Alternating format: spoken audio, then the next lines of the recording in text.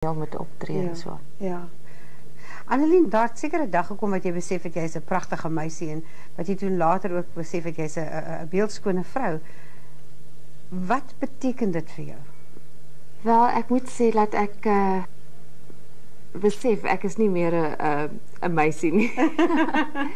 En ek doen so van tyd tot tyd modelwerk, jy weet, fotosessies en so aan, en ek vind dit verskriklik moeilik om mooi foto's nou te kry. Jy weet, so ek hou nie meer daarvan om dit te doen nie. Nee, ek jy weet, as mens gewoon was om fantastiese foto's te kry, jy weet, en nou moet jy tevrede wees met tweede beste, is dit nie okay nie.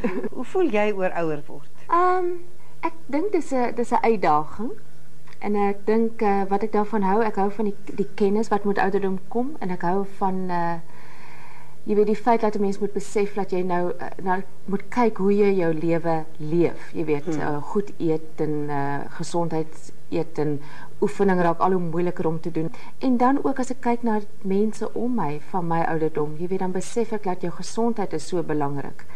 En jy weet, ek sal graag wil lank lewe om by my kinders te wees en naby my kinders en my man te wees. Ja, en 'n kwaliteit. Ja, so skoonheid raak al hoe minder belangrik.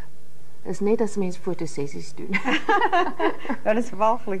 Iemand het eendag gesê, I took a plane trip and the next morning when I woke up my neck was gone.